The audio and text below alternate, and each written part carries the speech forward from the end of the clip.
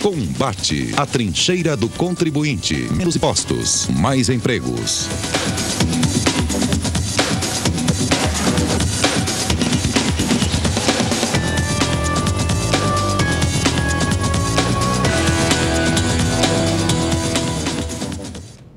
Boa noite, amigos e amigas. Estamos iniciando um novo programa Combate, um programa da Confederação Nacional de Serviços. E o nosso lema, como você sabe, é menos impostos e mais empregos.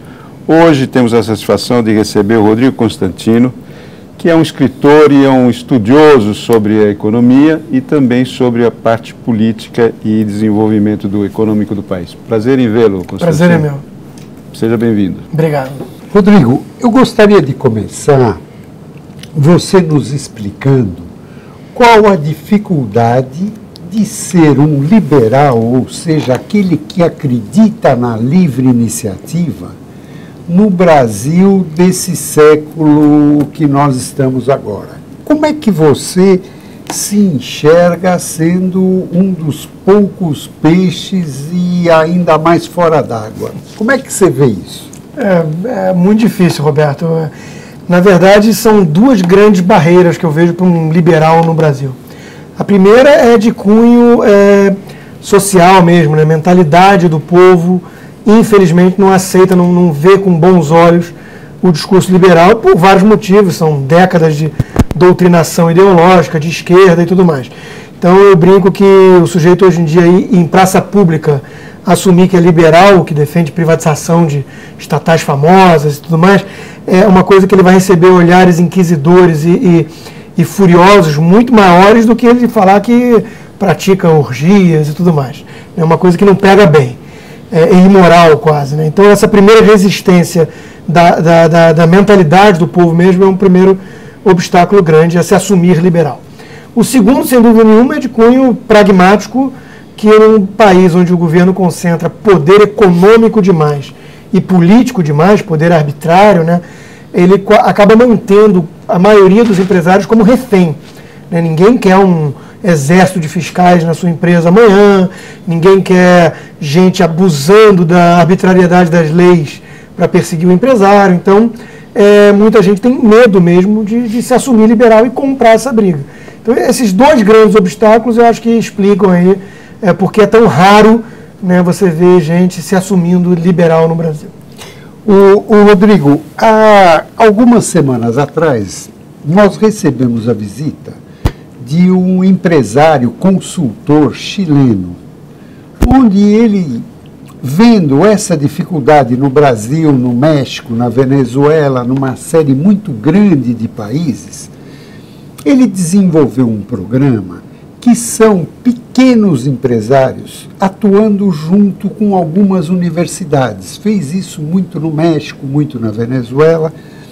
E a teoria que ele coloca é que num país que está com um movimento governamental como o brasileiro, aquele que pode se expor e colocar que não quer intervenção do governo é o pequeno empresário, porque ele não depende do governo e consegue colocar a sua opinião de que ele quer liberdade, de que ele quer atuar sem interferência do governo.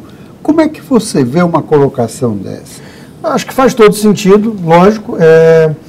Em política, normalmente os políticos tendem a concentrar benefícios, privilégios e dispersar o custo.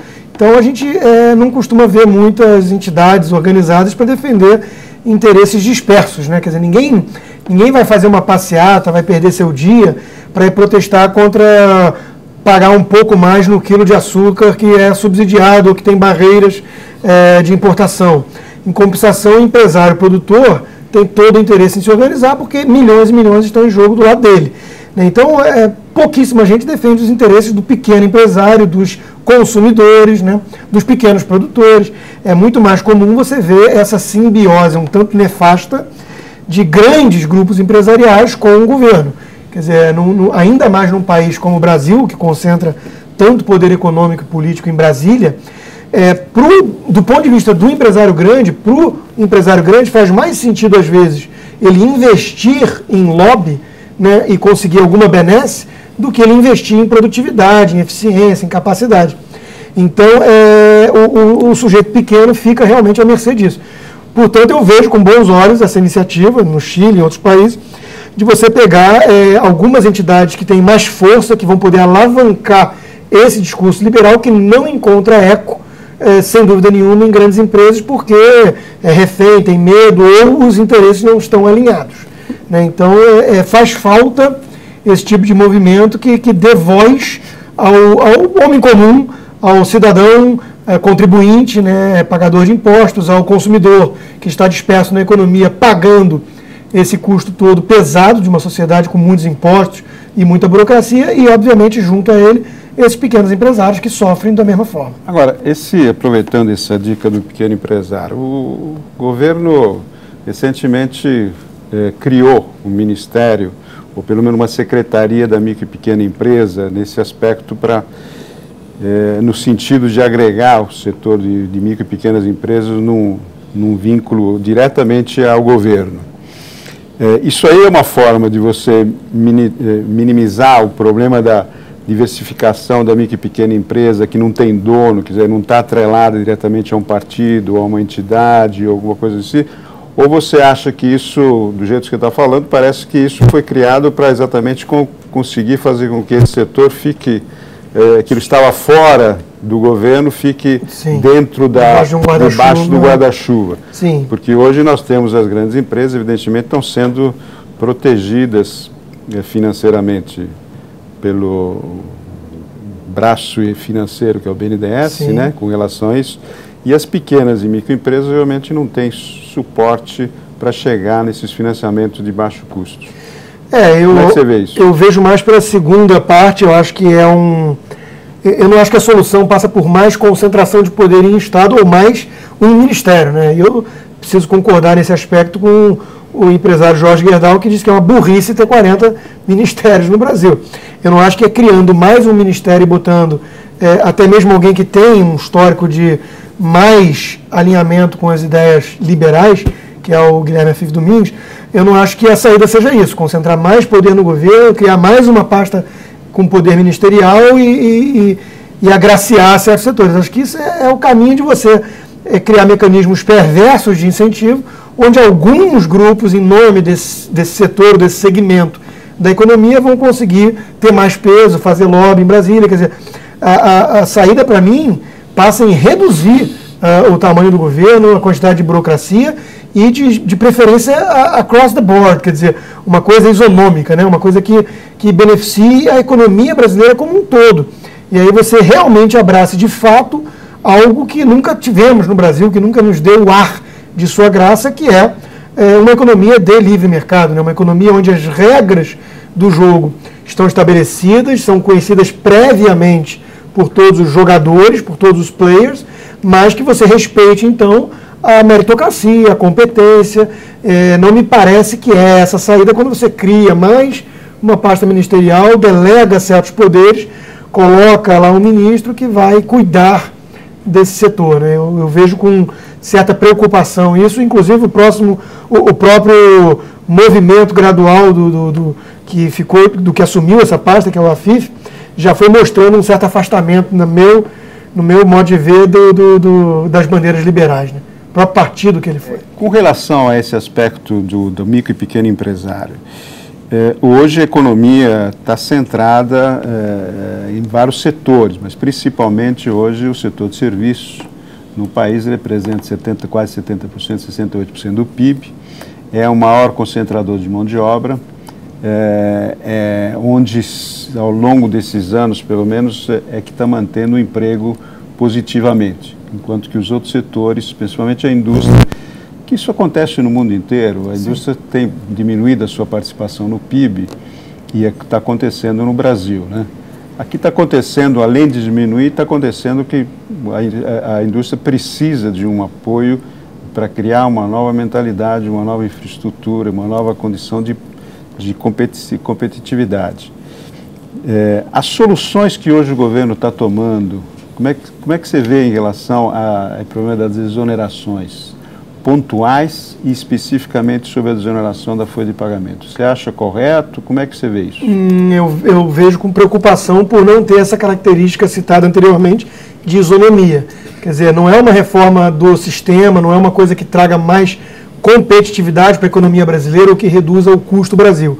É uma coisa paliativa, pontual, caso a caso, que acaba gerando justamente mais poder concentrado no governo e faz com que o interesse dos empresários, então, seja procurar ser agraciado com essa mão visível do Estado poderosa, né? Em vez de estar justamente focando em ser mais eficiente no serviço que presta, no produto que produz. Então, eu acho que nós pecamos sempre por essa mentalidade que acaba concentrando excessivamente um poder miraculoso de realmente de trazer uma cura, de encarar o presidente do país ou a presidente como um messias, salvador da pátria, né? E lá de Brasília vai entender, então, o que é necessário para o funcionamento adequado da economia como um todo. Nós estamos falando de um país continental com 200 milhões de habitantes, uma economia super complexa, com vários setores. Não é delegando poder para Brasília que nós vamos ter uma economia funcional e competitiva, ainda mais no mundo globalizado. Deixando essa economia funcionar de forma o mais livre possível, sem querer essas escolhas de campeões nacionais, sem querer olhar setor a setor e dar uma canetada que dá um certo privilégio para um ou para outro, porque isso não funciona, né? Isso é provado historicamente, basta estudar, isso não funcionou em nenhum lugar do mundo, né? Nós já tivemos, inclusive, no Brasil, experiências ruins nesse sentido, com a era Geisel, criação de estatais, criação de setores agraciados. Preciso lembrar o seguinte, até hoje o discurso de privilégios, a indústria principalmente, né, e produção, por exemplo, de automotiva, né, como uma fase de infância, que é o argumento que eles usam em economia. Né? A fase de infância que aí é preciso ter um empurrão do governo para poder competir com os pesos pesados mundo afora. 70 anos no céu da infância ainda? Pois é um pouco esquisito. Esse exemplo que você deu é uma infância meio avançada. É uma infância avançada, é uma infância de 70 anos. É verdade. É um tanto estranho. Aliás, acima da infância, nós não temos nenhuma empresa brasileira, genuinamente brasileira e com marca brasileira. Exato. Rodrigo, você está nos contando aqui que o Brasil é um país, 200 milhões de habitantes, sexta, sétima economia do mundo, um PIB de 10, 12 mil dólares e tal. Você está nos contando que o que o mercado hoje financeiro, muitos economistas dizem que o Brasil vai viver até a eleição, a próxima eleição em 2014, vai viver dessa forma, sendo a economia administrada dessa forma. Pontualmente, privilegia tenta baixar o imposto para diminuir a inflação, compra mais tomate e tal. Você acha que tomate você não pode comprar porque é inflação. Mas você acha que uma mediocridade dessa é possível que nos aconteça? Está acontecendo, infelizmente, o diagnóstico é esse. Né? A questão é se vai mudar ou não a trajetória. Aí os mais esperançosos acham que chegou numa encruzilhada, o governo não vai ser turrão a ponto de não reconhecer isso, e aí vai partir para alguma medida um pouco melhor, de redução de gasto público ou coisa do gênero. Eu tendo a ser um pouco mais cético, eu acho que a mentalidade destes que aí estão não é nessa linha.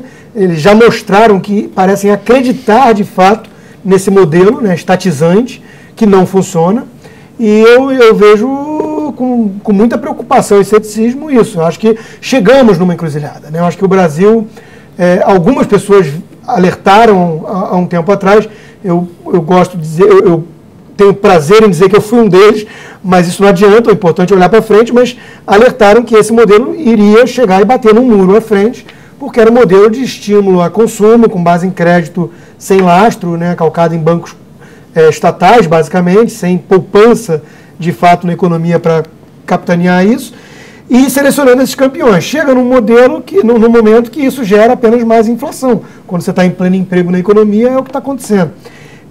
E mais inflação sem crescimento, porque aí os empresários retraem investimento, preocupados com esse grau de intervenção excessiva, né, e arbitrária. Então nós já chegamos nesse momento, né? Nós temos hoje um crescimento pífio, medíocre, comparado com os outros países da América Latina e do mundo, para uma inflação muito maior. Então, e eu vejo com preocupação também essa busca de bode expiatório contínua do governo. Vive uma negação da realidade. Agora, não quer aceitar que ele produziu esse fenômeno de estagflação. Então, eu não sei se vai reverter para o lado certo, né? Falar em bode expiatório que você falou, nós temos uma proposta aqui, já estudada, inclusive pela Getúlio Vargas, que é a desoneração da folha de pagamento, mas horizontal, não é específico para um setor em detrimento de outro, como está acontecendo agora. E a nossa proposta seria a substituição da carga tributária sobre a folha de pagamento, que seriam os 20%, e outros itens, por exemplo, salário de educação, INCRA, que não tem nada a ver sobre folha, transformando numa contribuição previdenciária sobre alimentação financeira, que é uma espécie de CPMF financeira. Só que não é criar um outro imposto, é substituir um pelo outro. É bom deixar bem claro isso aí. Inclusive mudando o artigo da Constituição 195 que permite fazer isso, para poder permitir fazer isso. E o nosso estudo, que inclusive eu vou te deixar aqui, para você conhecer, ele chega a uma solução de que, fazendo isso, com uma alíquota por volta de 0,80%, 0,85% sobre a alimentação financeira, nós consigamos arrecadar o que está sendo hoje arrecadado sobre folha de pagamento, que são por volta de 160, 170 bilhões por ano. E com o governo, com as medidas que está tomando, inclusive são medidas que têm um prazo de vencimento, né, 2014, vai fazer com que haja uma renúncia fiscal, que eles chamam de por volta de uns 20 bilhões de reais durante esse período. Como é que você vê isso? É uma proposta mais definitiva? Porque quando nós estamos falando de inflação, você está falando de aumento de inflação, a economia permeia todos os setores, certo? Especialmente a folha de pagamento permeia todos os setores. Não adianta você tirar de um em detrimento de outro, porque aquele um que não foi desonerado vai onerar o setor que está sendo exonerado por aumento de carga tributária sobre a folha de pagamento, ou mantendo aquele item.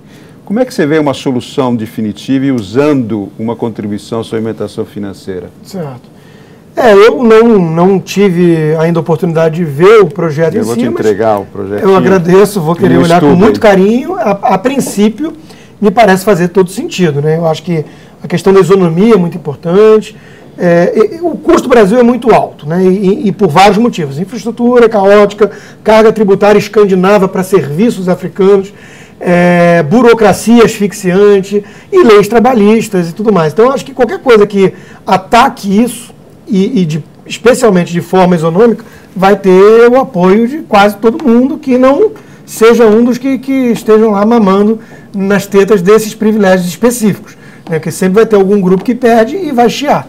Como a gente entendeu lá que os benefícios são concentrados e os custos dispersos, quando você mexer em um ou outro que seja setor beneficiado, agraciado com isso, eles vão chiar mais do que o beneficiado, que é toda a população, né? Então, politicamente é difícil, mas eu acho que tem que ser nesse caminho. A minha preocupação mais abrangente é a seguinte: nós vamos sacrificar, já começou com essas desonerações pontuais, setor a setor, nós vamos sacrificar, muito provavelmente, já está acontecendo, o último pilar aí, que foi a herança bendita da era FHC, que o PT assumiu e está desgarçando. Primeiro foi o câmbio flexível, já não está mais flexível, lei de responsabilidade fiscal, né, e tudo mais, tudo sendo derrubado um a um. A questão do superávit primário é o último bastião. Quando chega nessas desonerações, tudo bem, está tudo muito bom, eu acho que da forma que está sendo feita é ruim, a gente explicou mais ou menos por quê, eu acho que esse caminho é muito melhor, mas o ponto tem que, além de desonerar, tem que reduzir gasto público, né? Sem isso, não tem jeito, porque o governo precisa reduzir impostos. O debate é saudável e é como reduzi-los da forma mais eficiente possível e mais viável do ponto de vista político. Isso é um bom debate. Mas o mais importante, na minha opinião, é que tem que reduzir o gasto público na ponta final. Sem isso, você vai sacrificar justamente o superávit primário e aí vai, eventualmente, gerar problemas à frente. Então, e a gente não vê esse debate na mesa. Agora, esse projeto, como você conhece já, da época da CPMF, o custo, por exemplo, para arrecadar esse imposto é zero. Uhum. Você faz com que o informal se formalize, Sim. basta que tenha uma conta bancária. A sonegação diminui. Quer dizer, isso diminui o custo também do governo, né? Não só no aspecto de arrecadação, mas no aspecto também de cobrança dos sonegadores ou dos informais que eventualmente deixam de pagar esses impostos. E você alargaria esse horizonte e se todo mundo paga menos. Sem dúvida. Esse princípio, é nesse princípio que a gente está defendendo essa ideia. Mas, infelizmente, o governo até agora eu quero dizer que tem um setor dentro do governo que aceita essa simpatia com relação, mas tem outros setores que não são. Então, a gente está num impasse, por isso que eu gostaria de saber, insisto, na hora que você o analisar, se você tiver um parecer, nós gostaríamos sem dúvida. de que você analisasse esse aspecto. Sem dúvida. Eu acho que casos assim, estudados de forma prática, como atacar o problema, são cruciais, acho que a gente tem que ter esse debate. Mas o que eu gostaria de deixar para o espectador é principalmente a mensagem abrangente, né, até porque eu não tive a oportunidade de olhar, de que se não atacar esse mal que nos assola, né, que é o excesso de governo, de impostos, de burocracia. Nós temos uma lei trabalhista da era fascista, né, inspirada em Mussolini, Carta del Lavoro, esse tipo de coisa, na época de Getúlio Vargas. Então, é um engessamento da economia, é um custo pesado para o empresário, que se isso não for atacado, a informalidade vai continuar elevada, e aí gera todos esses problemas. Então, eu, a princípio, sou simpático a toda medida proposta que ataque esses males que aí estão, né? E acho que o mais importante é isso, né? Que o governo tem que recuar, porque, infelizmente, no Brasil nós temos um Estado hipertrofiado, né, em todos os sentidos.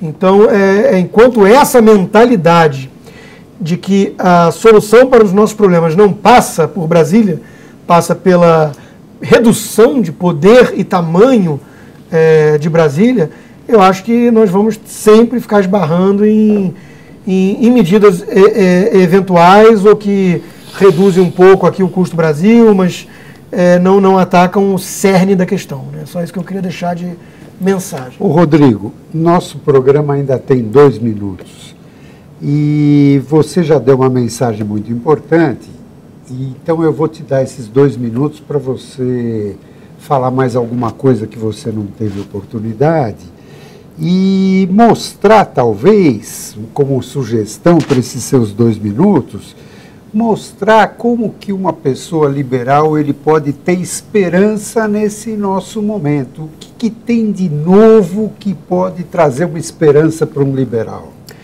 Eu acho que talvez a esperança para os liberais hoje venha da própria chegada, paradoxalmente, da esquerda mais jurássica ao poder, porque isso fez, acho que muita gente despertasse de uma certa sonolência, né?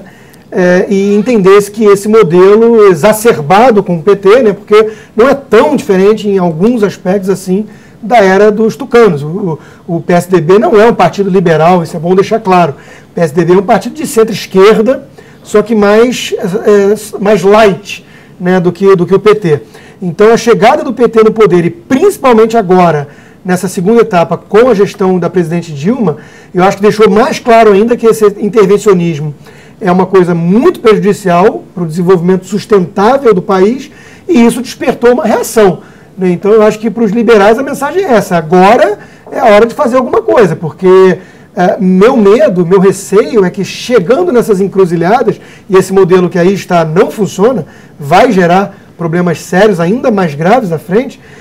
Meu medo é que chegue nessa hora e a reação do governo seja, em vez de entender o erro e soltar um pouco as amarras, né, intensificar no problema, né, dar mais veneno daquilo que está causando a doença, que a gente viu que foi o caminho da Argentina, por exemplo. Né? Então, meu receio é esse. Então, se a gente quer impedir esse trágico destino para o nosso país, é a hora de reagir. Né? Então, a mensagem que eu deixo é uma mensagem de preocupação, de muita cautela, de ceticismo, mas de alguma esperança, porque é a hora de se unir e reagir a isso que aí está, que não nos atende, é essa. E existe algum partido político que possa ser uma esperança? Hoje eu não vejo. Hoje eu acho que há uma hegemonia de esquerda e desse pensamento que delega ao Estado essa função de Messias Salvador. Né? Nós temos basicamente Marina Silva, Aécio Neves, a própria presidente Dilma e o Eduardo Campos, são todos de alguma vertente ou outra de esquerdismo que deposita no Estado um papel muito forte. Aécio Neves sendo o menos radical deles, mas todos, né, com esse viés de esquerda. Então, os partidos que aí estão hoje, eu não vejo com bons olhos. Nenhum deles abraça com alguma coragem essas bandeiras liberais, nenhum sequer defende com o mínimo grau de convicção as privatizações, nem mesmo aqueles que fizeram algumas privatizações importantes e teriam um legado favorável para mostrar, são tímidos, não têm convicção na defesa nem do que fizeram. Então eu acho que nós precisamos de um partido novo que venha aí para abraçar essa bandeira. E quando é que vem esse partido novo? Olha, se tudo correr bem nas próximas eleições, pelo menos eu sei de alguns projetos decentes, um deles eu estou tentando ajudar de forma indireta, que vai ter mais coragem para assumir certas bandeiras, como, por exemplo, não faz sentido termos um Estado empresário no Brasil. Isso é uma coisa ultrapassada. Né? A função precípua do Estado não é ser empresário, porque os mecanismos de incentivo não são adequados. Ele não é um bom empresário. Ele tem que cuidar de segurança, de talvez saúde e alguma coisa de infraestrutura, mas ele não tem que ser um empresário. Então, a privatização, por exemplo, é uma dessas bandeiras que esse partido novo estaria abraçando com a cara à mostra. Luigi, muito obrigado. Rodrigo, muito obrigado. Obrigado pela sua presença. Obrigado a você, telespectador, que nos acompanhou até esse momento, e nós estaremos de volta na próxima semana com o programa Combate. Boa noite. Combate, a trincheira do contribuinte. Menos impostos, mais empregos.